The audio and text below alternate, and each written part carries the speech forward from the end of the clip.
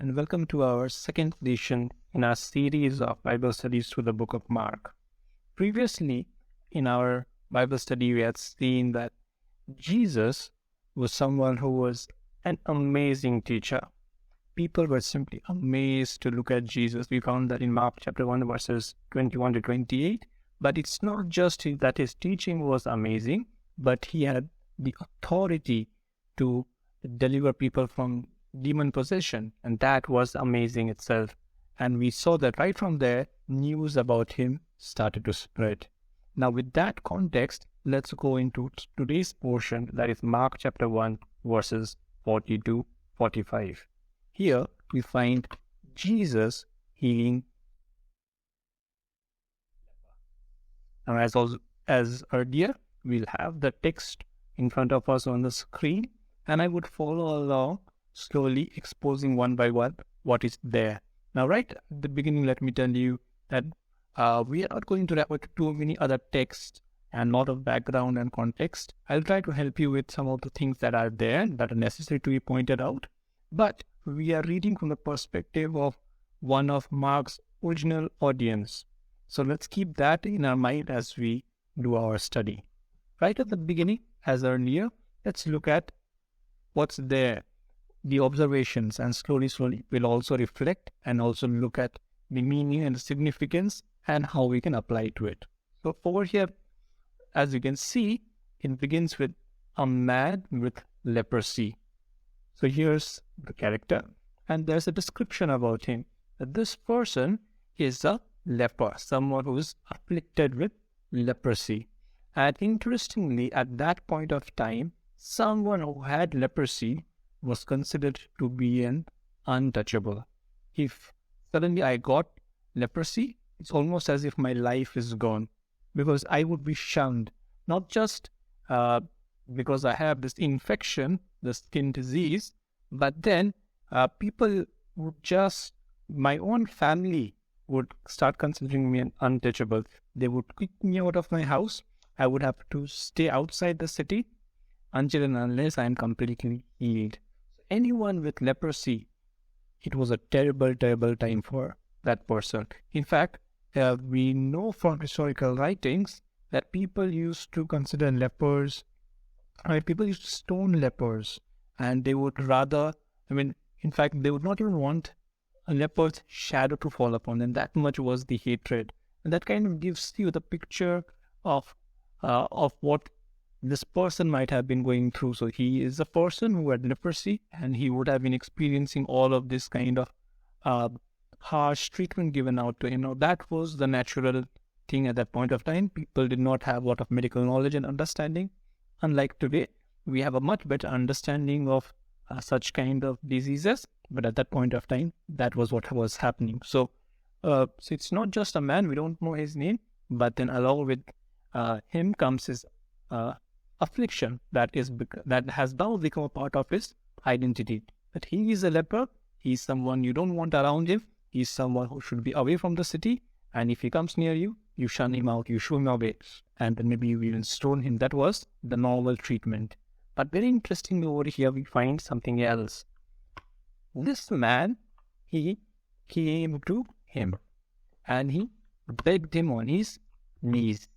Now, that's very interesting. A description, he begged him, didn't just talk to him, but he begged him. So that gives us an idea of how his approach was, his mindset was. You can understand, a leper cannot come and demand, excuse me. In fact, he would be grateful if anyone would hear him. And so he begged him, and he says, if you are willing, you can make me clean. You can understand that this guy it's not just the physical ailment, the suffering, but then what he's experiencing. This person would not have been like that. At one point of time, he would have been a normal person with a house, with a family, maybe with some work, but suddenly because of this illness or infection, now all of that has been taken away. And he would have been frustrated, maybe broken, hurt. And out of that, he comes to Jesus and he asks him, if you're willing, you can make me clean. Now, right over here, it begs us to ask this question. Why did he come to Jesus? Why did he come to Jesus? If I'm sick, I would go to a doctor, but why would I go to the teacher? Now that's where it connects with what we had studied earlier. Uh, Now this is where things get interesting. So this passage or this conversation that is happening somewhere in Galilee. And previously, we had seen that Jesus has gone to Capernaum into the synagogue, and we had seen what had happened over there.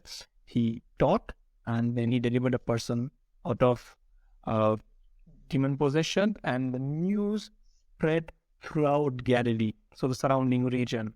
So this incident is happening within that region. So naturally, this person would have heard about Jesus, that here is a person who has great authority. So I think he had come with that kind of a hope that maybe this person can do something. He may have some authority over it. In fact, after that incident, there's a series of healings that Jesus does, and many people are healed. So most probably this person has heard of all those things, and now he sees hope in Jesus. So he is someone who is helpless. He is someone who is suffering. He is someone who is in pain, a difficult situation. Now, when he hears about Jesus, he feels that there is some hope, there is some ray of hope, and he wants to go and approach him. So he does that. Now, let's look at Jesus' response. So Jesus, of course, again, here is another key character. Now, he was indignant. Now, what does this word indignant mean? It may not be a very common word for us.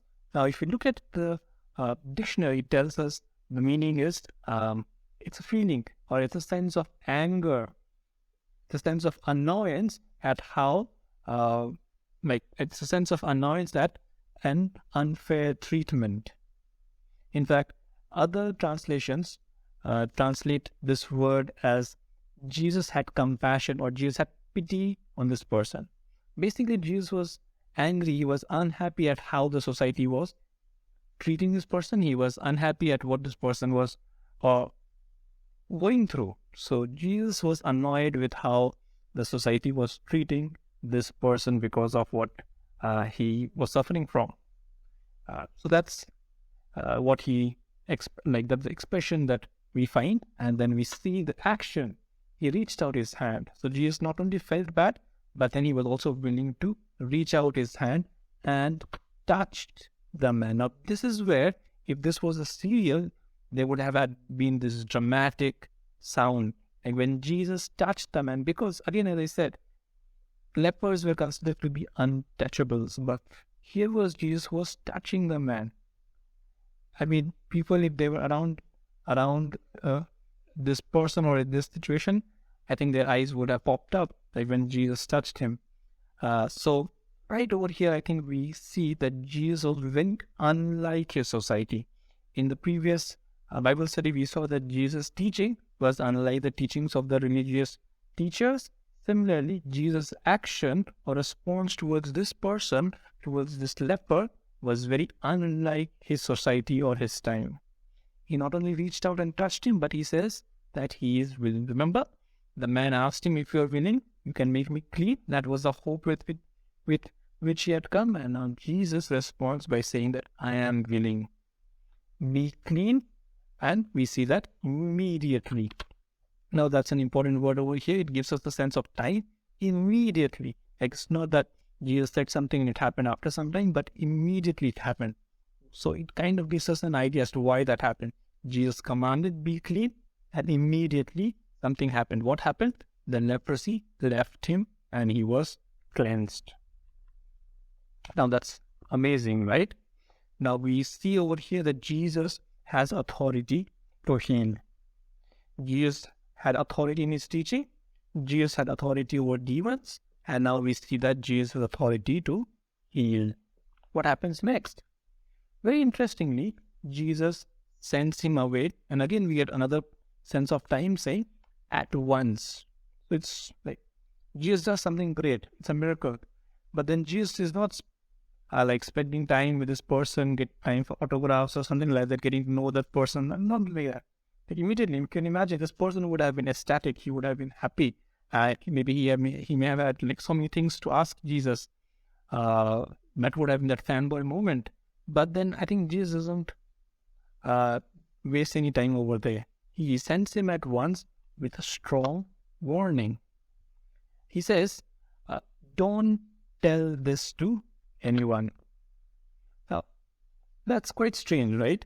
I mean, because what just happened was a miracle, something great. If people come to know more and more, he will become popular. But then Jesus says, don't tell about this to anyone. And that kind of gives us a picture about Jesus, that Jesus, he doesn't seem to be after popularity. He could have cashed in on this miracle.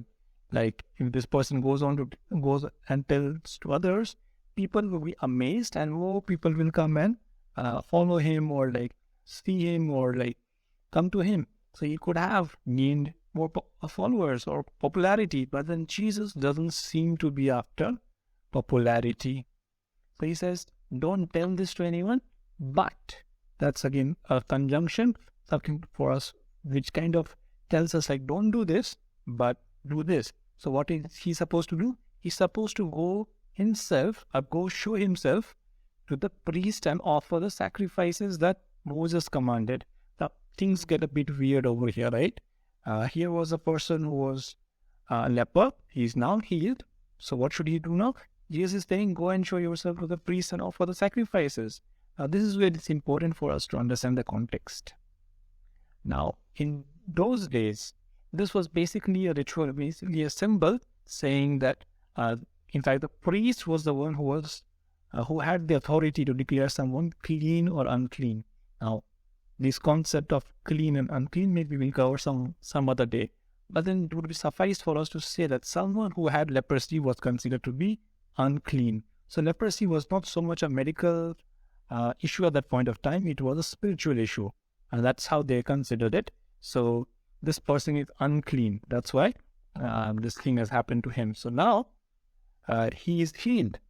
So the priest has to check him and certify that now he is clean. So all of that sacrifices and going to the priest was part of that. So it was a testimony to them. That's what Jesus commands him.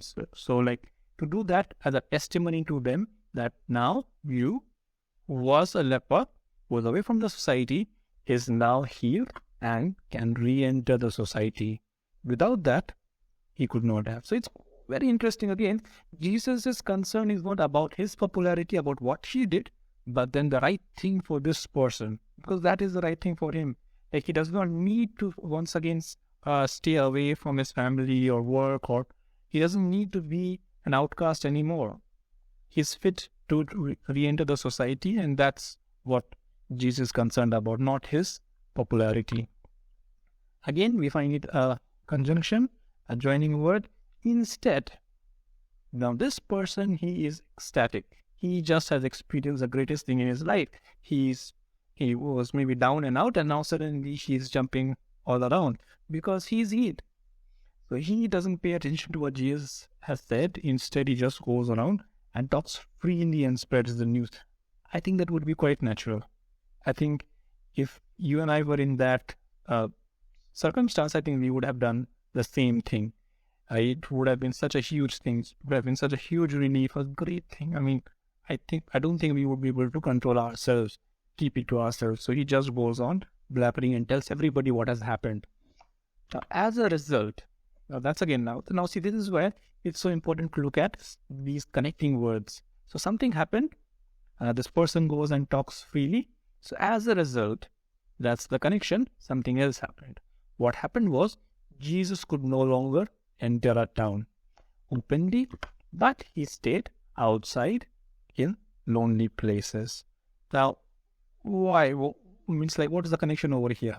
He goes around, tells people, why couldn't Jesus enter a town openly, but stayed outside in lonely place? Now, this again goes back to Jesus' attitude. He's not the one who is about popularity. Kind of it. Now, if people are hearing about what Jesus has done, naturally people would come to him or seek him out, or he would become more popular. But then that's not Jesus' concern.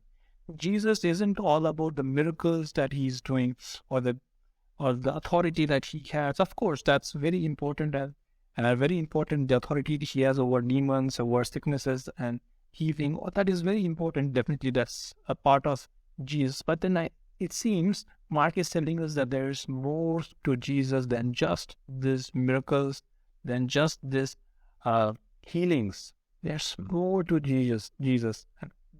And he doesn't tell all of that yet, but I think that kind of creates that curiosity in us again, like it was in the previous Bible study, to keep paying attention to this person of Christ, this person of Jesus, as to who this person is, what is he doing, and what is he teaching about. Till now, we have been paying attention to his actions, and in fact, his actions have taught us quite a great deal about who he is. He seems to be a person of authority, and now we see that he seems to be a person who is radically different from his society.